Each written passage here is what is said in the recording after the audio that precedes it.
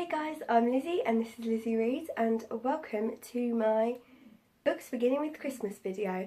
I saw Lauren in the books do this and I love her channel and I thought, do you know what? I bloody love Christmas. So I'm going to do a Christmas video wearing my Christmas jumper, which I'll also be wearing in the previous video or the video after this. I haven't decided. So the way this works is that you pick books that spell out the word Christmas. Really easy, and you talk about it. And I've decided to go for books that I probably won't talk about in many other videos unless I absolutely have to go for this specific letter.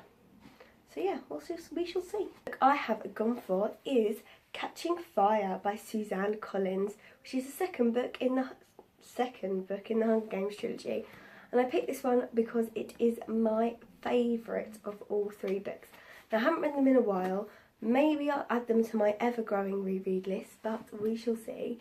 I watched the film recently, so I don't need my fix that much.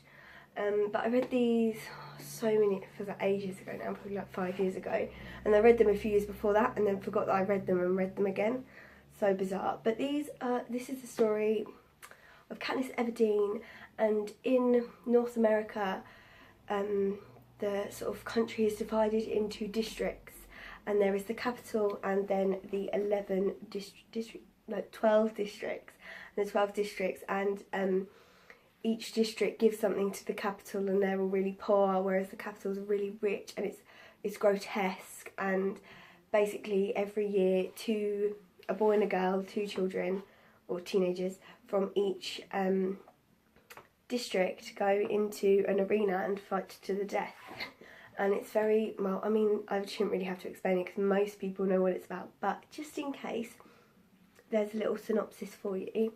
And this one is my favourite because I find that I prefer the middle book of most trilogies or series of books anyway. So I love this one because I feel like it's right in the heart of the story. And that goes for my option 4. My H is House Rules by Jodie Picoult, who I've spoken about her in my video for what I want to reread because I love quite a few of her books, and The Pact is my favourite and I want to reread this. But this one is called House Rules, which is lovely. It's one of the first ones that I ever actually sort of bought, or I think I was getting it for Christmas, but the one that I sort of ever had a new copy of. All my other ones were sort of second hand. As far as I can remember, I did read it maybe 4 years ago. It's about a boy with autism and sort of there's a murder and how he's like entangled in this. But yes, it's very true Jodie Picoult style, as I like to say, her formula, where she sort of goes, someone sort of gets accused of something, and then there's a court scene and we find out what's at the end, and there's always sort of a bit of a twist. But really excellent, and I think it made a good H. I didn't think I'd probably not reread it in at least for another few years, so I probably wouldn't talk about it anyway, so I thought it'd make a good choice to talk about in this video. I had no choice for art except to go for one that I had spoken about recently, and that is Regeneration by Pat Barker. At the time I didn't have a copy of it with me because I was at uni and it lives here, so that's why I didn't show it to you. But it is, so I'll try to explain it better this time. In a hospital for, it's like a war hospital, and they treat PTSD and other sort of war-related mental health issues, and physical health issues as well, I think, as far as I can remember. It really tells the story of Siegfried Sassoon and Wilfred Owen, and yeah, they're both poets, and they are real life poets, if you didn't know, and they did correspond. And I think there is elements of truth to this, but this is a fictional telling, and I bloody enjoyed this for school. I was at college at the time.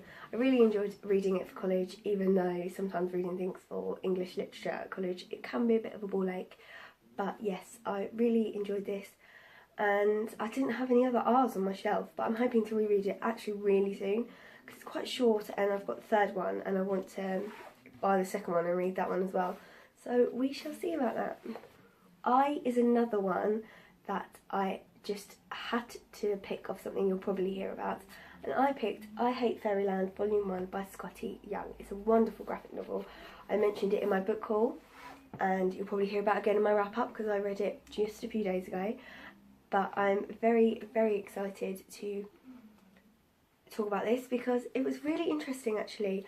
I really enjoyed it, and I'm typical, like I love Fairyland, like that sort of stuff. I love Disney, I love sort of like that sort of whole like, world and realm. I love Once Upon a Time, even though I'm not caught up, so you know, Once Upon a Time is a whole different story. But basically in this, an 8-year-old girl, I think she's 8, she wishes to go to Fairyland. She goes to Fairyland and she's a guest in Fairyland, and it's all very wonderful, and all she has to do is find this key so she can go home. It's like a quest, very magical, whatever. There she is 20 something years later as a 30-year-old, hating life and hating Fairyland, and she is a bit of a bad bitch, and I loved it, and I'm definitely going to get the second one, maybe not this time on this side of Christmas, but yes, I can't wait to proceed with that.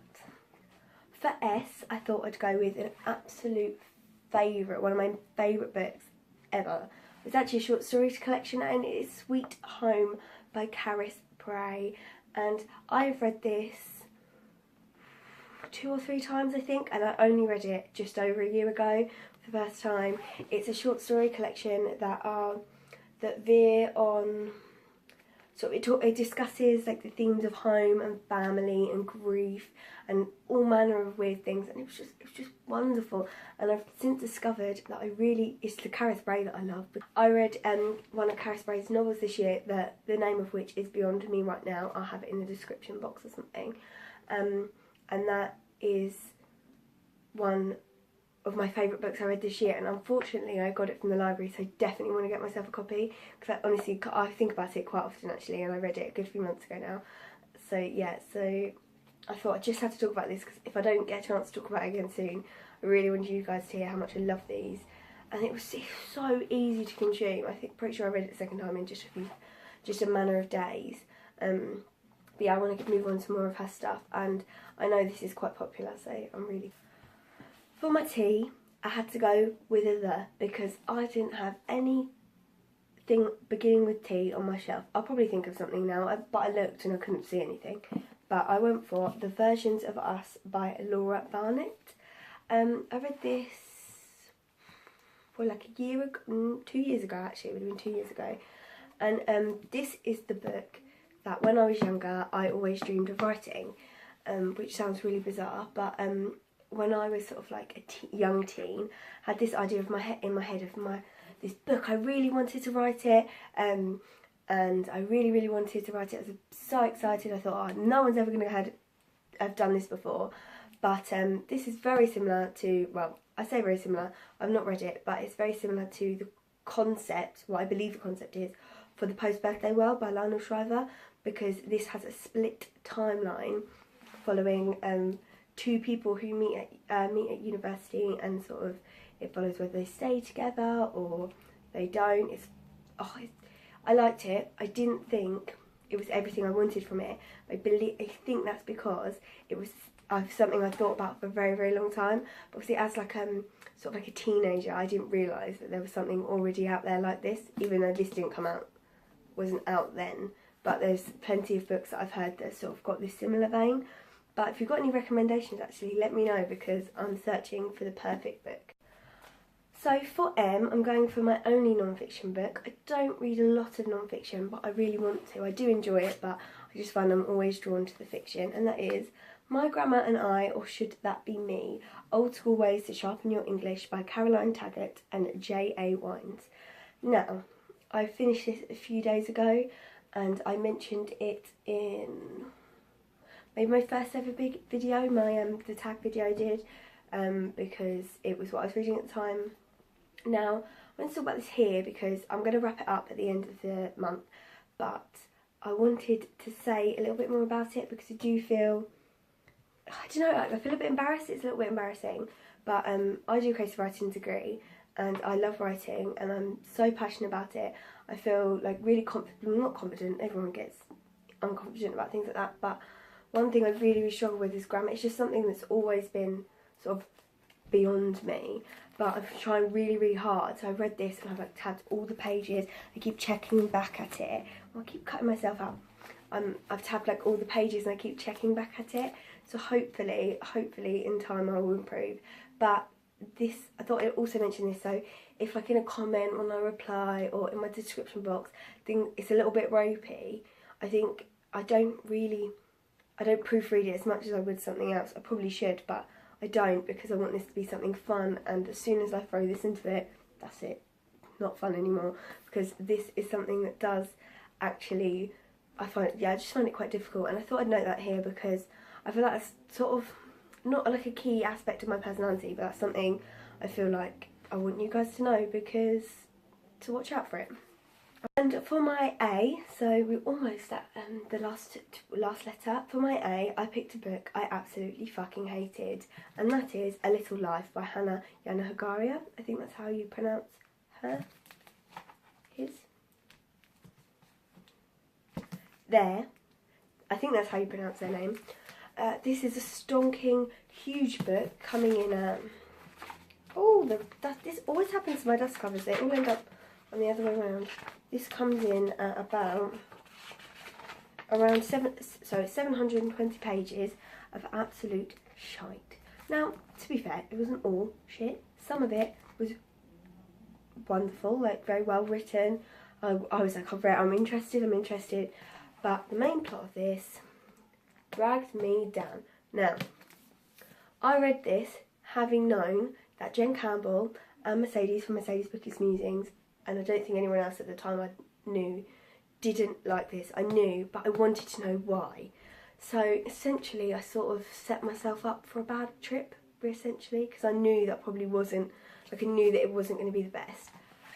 It was so melodramatic, and I felt like bad things were just happening to the characters to be shocking. What's the point in that? What is literally the point in that? It tells the story of these 4 guys in New York, and they've been friends for years. And it's sort of just like the lows and highs of their life. Other than the main character, all of the other characters, their storylines weren't so bad. They were a bit more like, they were just like on this level of dramatic. But this up here, the other guy was up here. And like obviously the things that happened to him were horrible. I did find them horrible. I'm not like shitting on the bad things that happened to him. But it was a bit excessive and a little bit unrealistic. I mean, I know people go through tough times. Like, I understand, like, well, I don't, you know, I'm pretty nice in my nice house and whatever. But I just thought it was a tad ridiculous at times. I thought, oh, come off it, give the guy a break. And that just took away from my overall enjoyment. I probably rated it like a 3 stars when really it should be a 2. But I'm much harsher now. But I like to keep it on my bookshelf because I want to remember that I killed this time instead of giving up, like I probably should have. So my S is Small Great Things by Jodie Picoult, and I read this last year, just before, was it just after? Did I read it before or after? I can't remember, but I did meet her and she was lovely. She's very lovely, and then I heard her speak and that made me very happy because she spoke about a lot of books that I'm very fond of hers. And in terms of this, it is about a African American woman in, oh, I don't know where they are in America, I always forget in American places, I'm not very good. And she is a midwife, and something bad happens to a child of a white supremacist while she is in the room.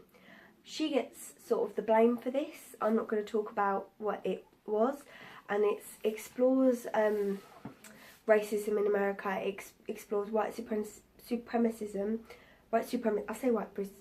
It explores white supremacy, as well as exploring casual racism and institutionalised racism. And what I love about this is this was not written, obviously, for people of colour. This was written for white people to make them understand, and I thought it was brilliant. I thought it veered from some of her other sort of social justice issues. It moved into a completely different direction, and I just thought it was excellent. I just thought it was brilliant, and I think it's really good. And if you have a racist aunt or uncle who likes books, and sort of trick them with this, show them. They might change their minds. That's the end of my words beginning with Christmas video. So I spelt Christmas out in some books that I don't think you'll hear me talk about for probably a little while. So I hope that was something a bit different for you, a bit more taste in some of the books that I've read or that I didn't like. And yeah, I'll see you soon. Goodbye.